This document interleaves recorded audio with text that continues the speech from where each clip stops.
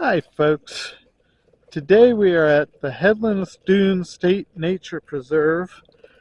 It also has a beach, but we're in the nature preserve area. Probably won't do the beach. You got to see me at the Geneva State Park beach, and as you saw, hassle. But anyhow, there's a squirrel over there.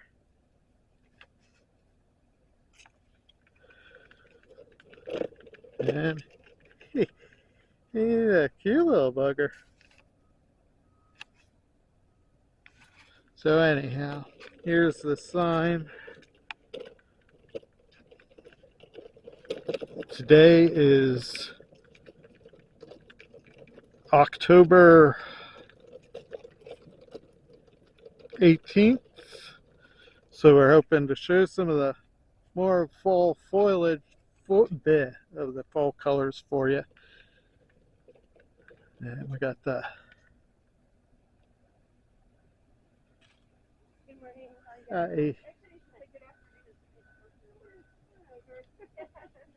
it's the Northern Terminus Buckeye Trail. I don't really know much about that.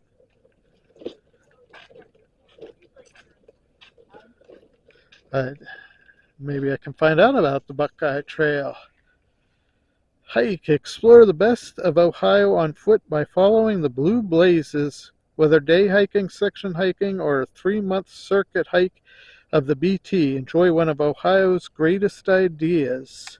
So the Buckeye Trail is what I've told you about before when in places where we've seen the blue things on the trees. Founded in 1959, Ohio's Buckeye Trail is the only long-distance hiking trail entirely within Ohio. More than 1,400 miles loop through wooded footpaths, abandoned railroads, historic town paths, back roads, rivers, and lake shores within both rural and community settings. The BT provides an intimate way to experience Ohio's wonderful scenic historic diversity. The Buckeye Trail is marked along its length by blue paint blazes. The trail is open to all hikers, made possible by Buckeye Trail Association, volunteers, and the partnership of federal, state, and local agencies, as well as many private landowners. The BT is also the proud host of 2 other long-distance national trails, the North Country National Scenic Trail from New York to North Dakota, and the Coast to Coast American Discovery Trail. Wow, so that was interesting.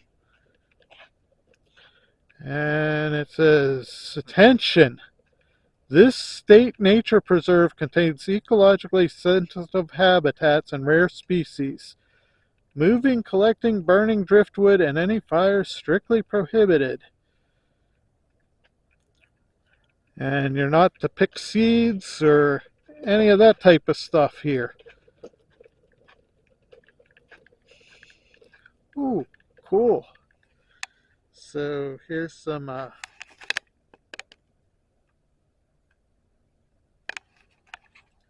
things that you might see here.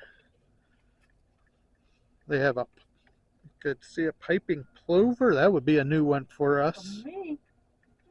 Oh, I didn't even know that minks were in this area. How about that?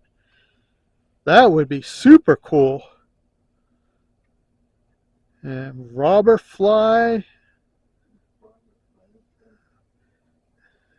the red fox, which we got to see in Michigan, Canada warbler, snowy owl. So let's set out and see what we can find.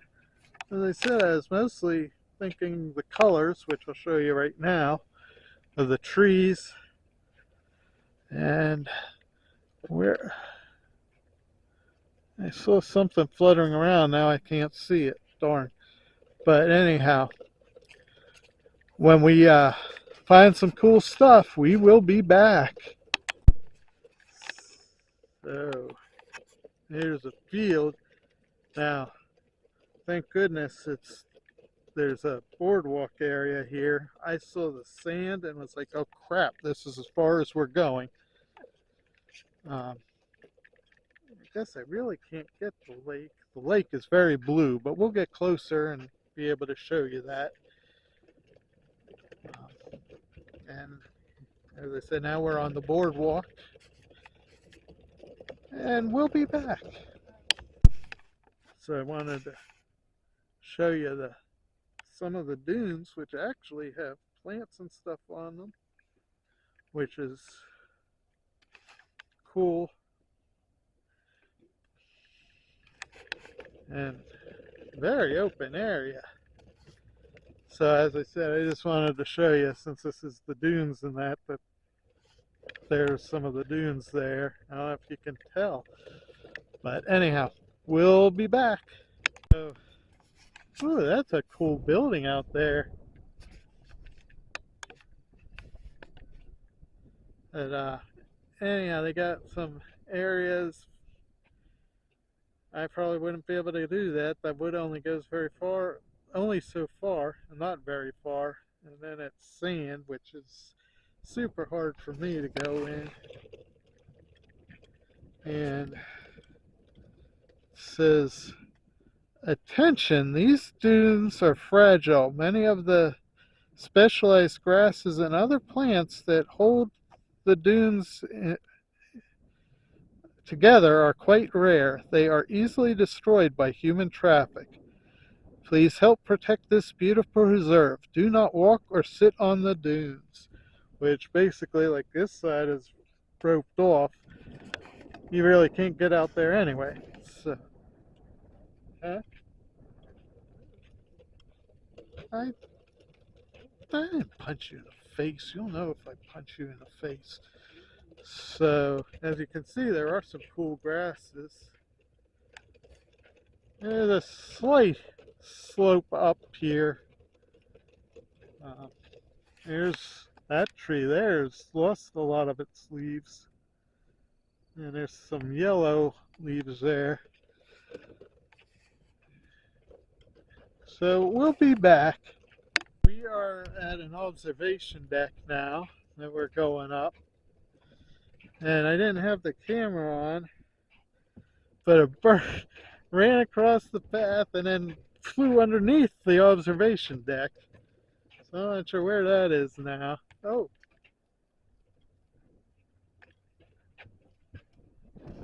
Can I get? Man. Oh, yeah, that little sucker is in there. But they blend in so well, which is good. I wish the chipmunks would blend in better at our house so the stupid loose cats of people that go wouldn't kill our chipmunks and birds. If you have a cat, keep it inside. Don't let it kill other people's. What?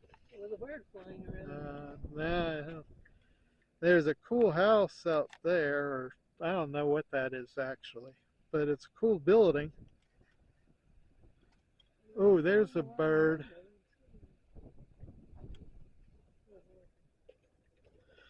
So I'm going to tell you about the dune ecosystem.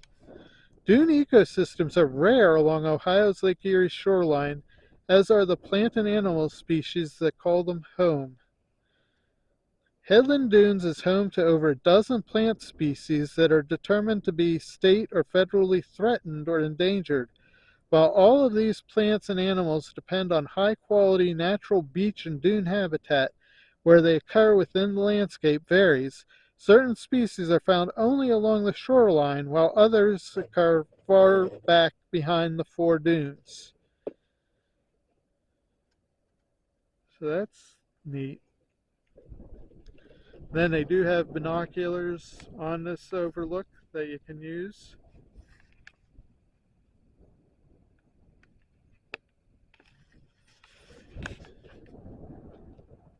What's this say? Natural beaches and coastlines of the Great Lakes region. Tall bluffs and cliffs make up much of the terrain along Lake Erie's shoreline.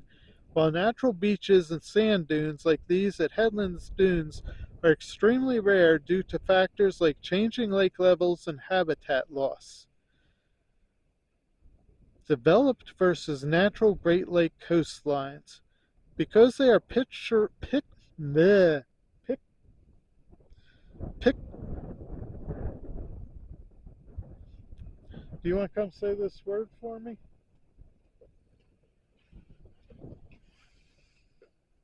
Picturesque.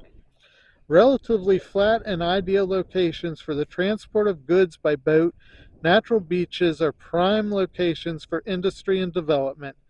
Decades of these impacts, along with the effects of incompatible recreation, have resulted in the disappearance of natural beaches and the sand dunes, plants, and wildlife associated with them. Shoreline development contributes most greatly to the loss of beach habitat. Today, Ohio has fewer than 10 miles of natural sand beaches remaining, though almost all are protected areas. Ensuring their survival requires constant effort. Oh, I could have handed you the camera to go down there. You didn't say you were going down there. So, um, Kathy's going to bring you down into the sandy area of the dune building process. Well, I'm going to give you Kathy, and then she's going to go down into the sandy area, which is too hard for me with the walker. And it's going. So.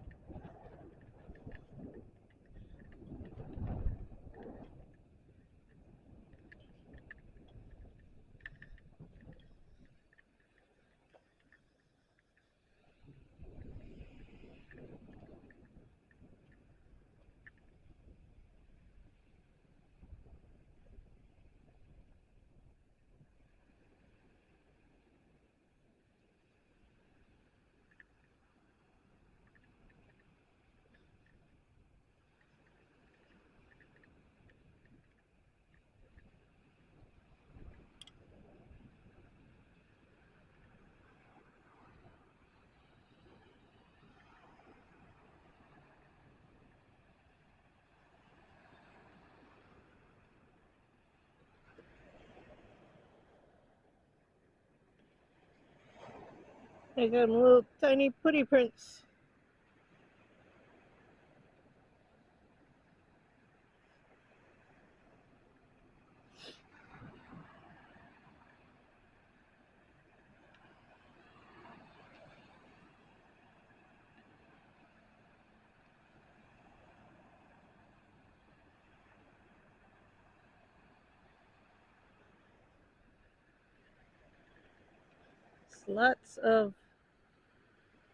Lots and lots of driftwood down here.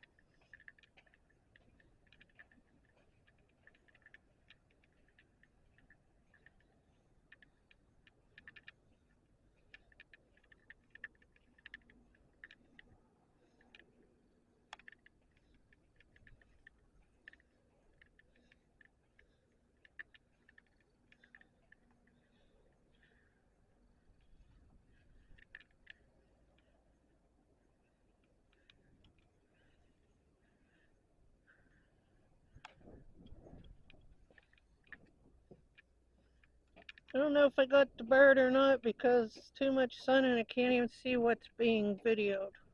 Well, I guess we'll find out.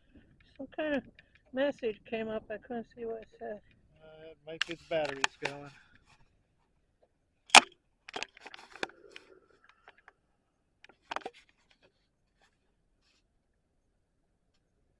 Okay.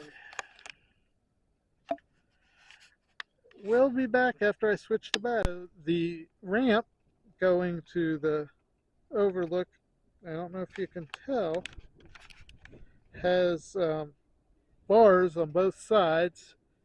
So you can hold on going up and down, which is a nice feature for the handicapped people. So thank you. Oh, and I did want to mention that you're not allowed to have pets here. So Lucy couldn't come along. And that's kind of a bummer for us. You know, we like to let Lucy explore, and you all like seeing her. Here's some more of the mostly gold fall colors. Some of the trees that we saw along the road were nice and red. So anyhow, we'll be back. So we do have some of the fall colors. Hopefully you can see the gold in the trees out there. I mean, even the grass you can see is starting to die off. And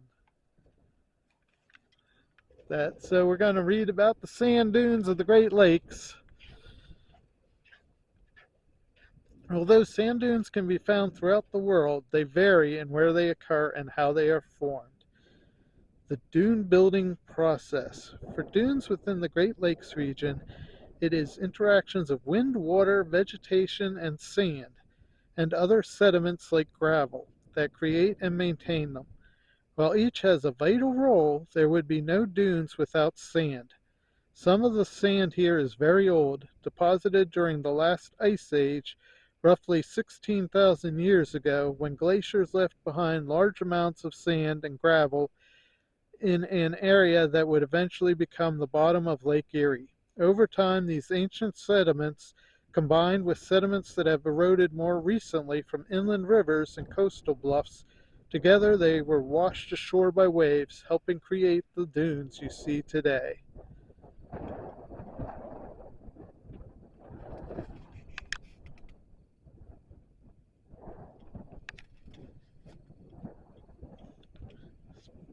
So the first step, the dune building process, starts with sediments are transported by lake currents and washed on shore by waves. Second, wind then carries the sand across the open beach where it hits driftwood or spare clumps of beach grass and falls to the ground.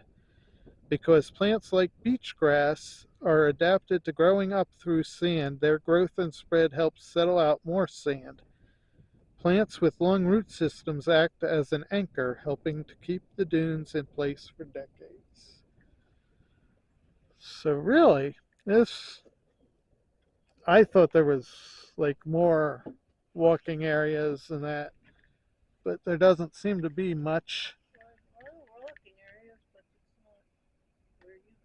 Yeah, there's walking areas, but I can't walk. Like you could walk along the whole beach there. So for us,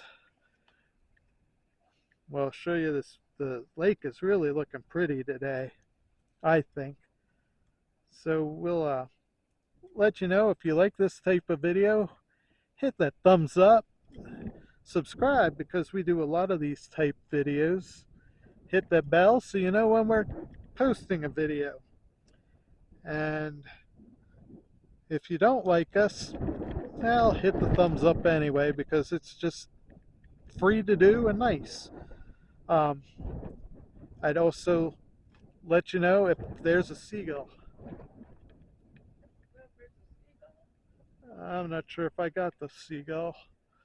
But anyhow, if you'd like to help defray some of the costs of coming to these places and visiting, we do have a Buy Me Coffee link. And I'd also like to let you know that if you need a walker like I use, get around, cane, whatever it is that you need to help you live your life to its fullest, do what you like to do, whether it's getting out or sitting at home playing cards or whatever. If you need adaptive equipment to help you, it's not making you handicapped, it's making you handy capable. Thank you so much all for joining us. You have a great day. God bless.